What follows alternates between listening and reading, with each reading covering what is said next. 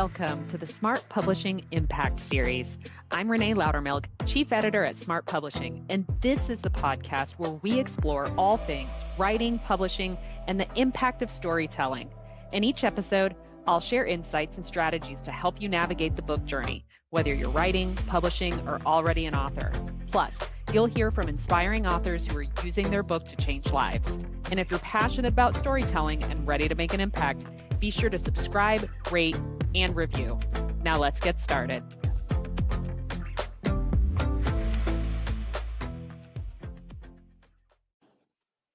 Hello, and welcome to another episode of the Smart Publishing Impact Series with your host, Renee Loudermilk, and Chief Editor at Smart Publishing. Today is episode 48. It was inspired by a conversation I had just yesterday with someone where I realized, hey, this is a topic that I have maybe mentioned in passing a couple of times in some previous episodes, but I have definitely not made an episode on it or talked about it at length. And so I this morning typed up a bunch of notes from what I know about this topic and organized it. And now we're going to cover it. So this episode is about Amazon's crackdown on low content books. So we're going to get into what we actually mean by low content, what is considered low content, what's not considered low content.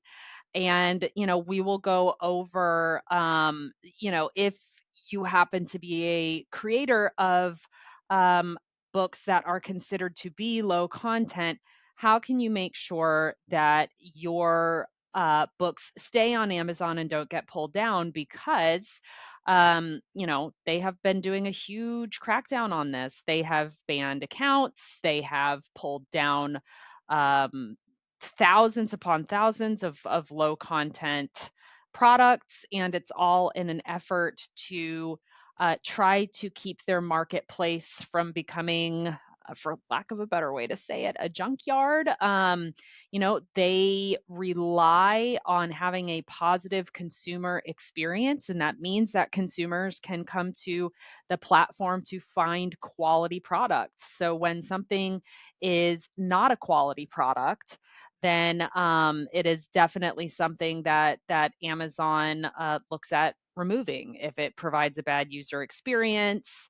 Especially that. So that's why you probably also don't usually see a bunch of 1 star with lots and lots of review items on there, as those items eventually get pulled down too. So anyways, let's talk about what low content actually means on KDP. If you've ever been in your KDP account and you've been filling out all this stuff, you may have seen a box to select that says, and it's got like a little information thing by it that you can click on for more information, but it says low content. So that's how you sort of self-select and identify your product as being low content. So what is that? A low content book doesn't just mean that you have a book that is short. So it's not like, oh, I have a children's book and it's only 30 pages. Is that low content? No, that's not what they mean by low content. So what they specifically mean by low content is it's one with minimal or no traditional text on the interior. It usually has repetitive content or repetitive pages that are things designed for the user, we'll just say, to input things like think about blank journals, planners, notebooks, log books, things like that. What doesn't fit, because I've had questions about this too, are things like coloring books. Coloring books are not necessarily included in that. I actually know several coloring book authors that were worried about that. Why is a coloring book not included in that? Because it has varied content on pages. It's not the same thing copy and paste slapped on a whole bunch of different pages. Every page has a different coloring book graphic on it, right? So like puzzle or activity books, again, you're not putting the same thing over and over again. Coloring books. Workbooks that specifically have prompts or are varied on each page as well. So they progressively are different throughout the length of the book. It's not just the same thing over and over again. So if your design has different content on many pages, even if it's not text heavy, they consider that more of a medium content book, which, you know, they don't have a little indicator for that, than a true low content one. So that's how Amazon in effect treats it.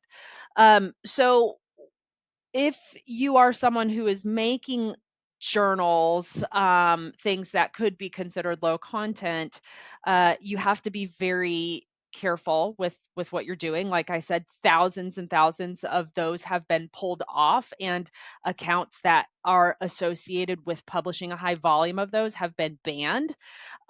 So you know, the tightening that has happened in Amazon, it's not necessarily about the low content itself. It's not like all low content is bad. It's about a poor customer experience on the platform, like I was saying earlier. They're you know, their general content rules state that, you know, any listing, it needs to accurately represent the book, shouldn't be misleading or disappointing.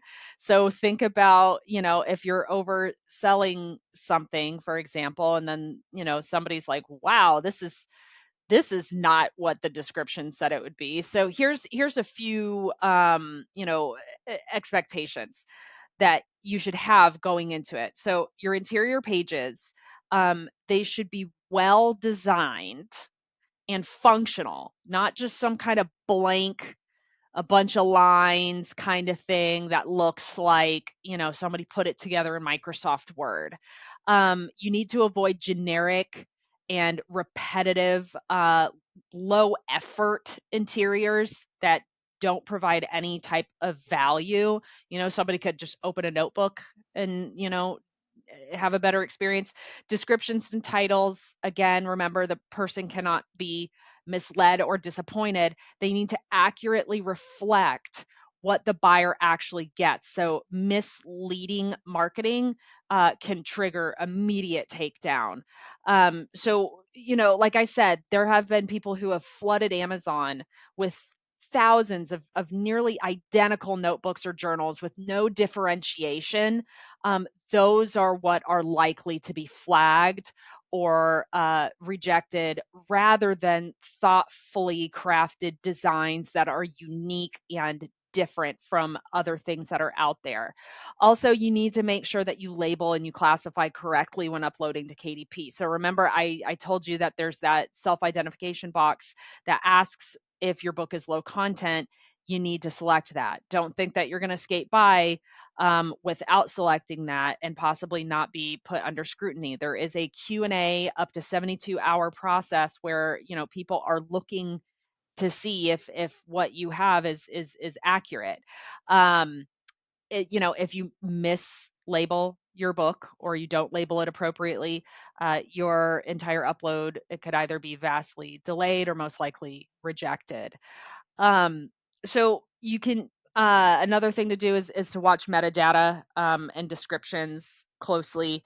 Amazon pays very close attention to a book's metadata because remember, they're a platform and it's all about user experience. People need to be able to find what they're looking for, and that's what metadata is used for. So if you are using title, subtitle, keywords, descriptions, things that are misleading or unrelated to the actual content, or appear like keyword stuffed, your book can be pulled or rejected under their policy of misleading content. So be honest and clear in your description and use keywords that accurately describe what's inside, not just keywords that you think are going to get hits on search. Okay, that's usually what you know, keyword stuffing looks like.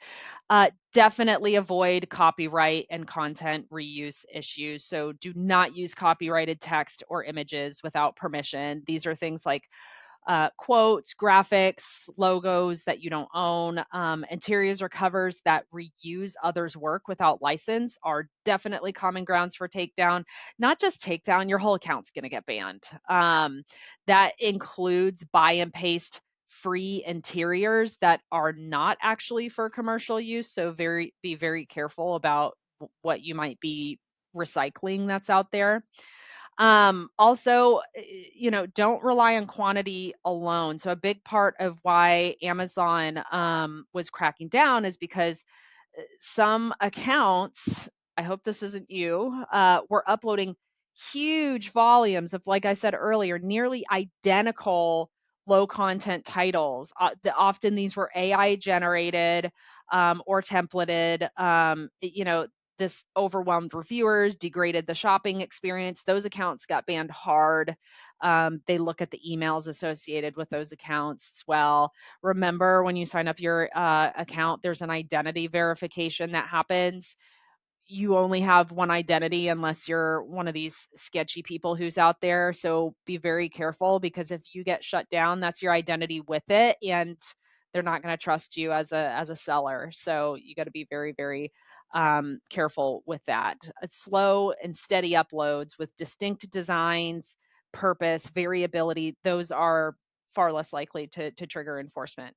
And then, to build off of what I said earlier about, variability, differentiation, add meaningful elements. So if your book can be upgraded from something that's pure low content to something that includes more structure, more of a unique value, it's often treated better by Amazon and buyers alike. So instead of something like blank lines across the page, include prompts, so gratitude prompts in a journal.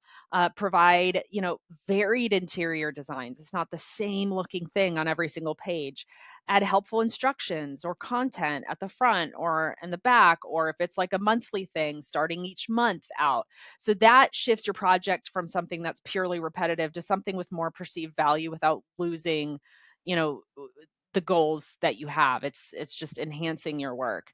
Lastly, the last set of notes that I had on this is, policy monitoring. It's ongoing. Amazon updates their guidelines all the time. They enforce them through both people, actual human beings, and automated systems.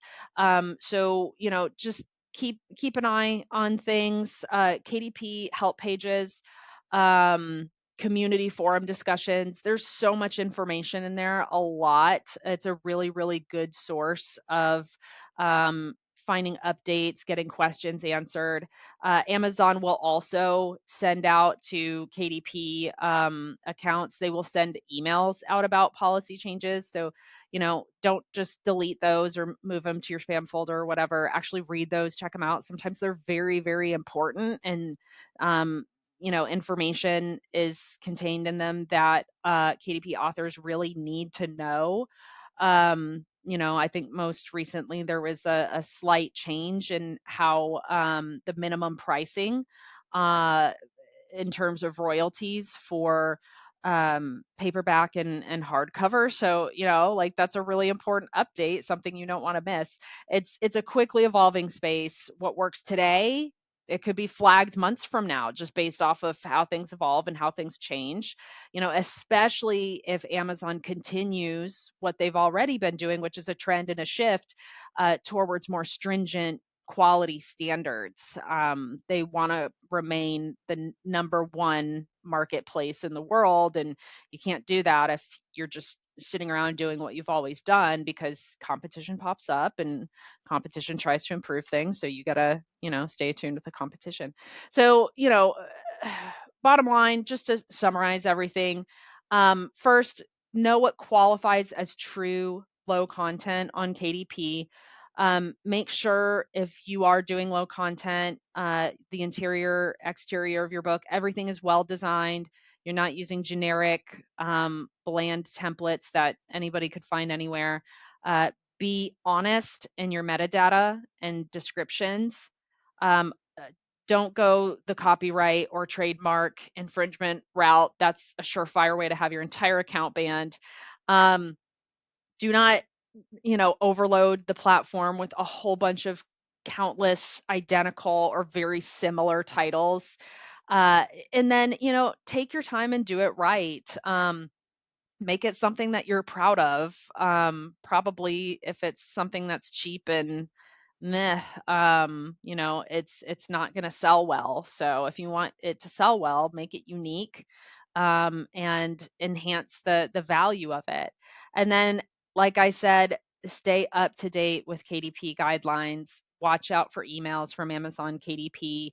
If you're not already, looking at the help pages in the community, when you have questions or you're looking for updates on things, that's a really great source of information. So that's everything that I have today. As always, thank you for joining me. If you don't already subscribe to this podcast, hit that subscribe button, tell somebody who you know about it, who could benefit from the information that I share on this show.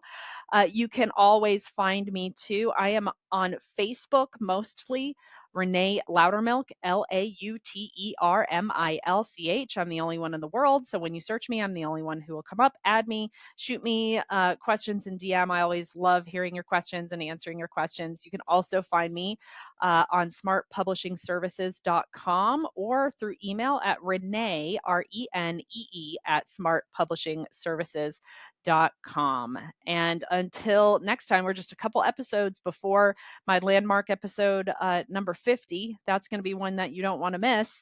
But yeah, until next time, keep on listening and keep on writing because the world needs your voice. Take care now.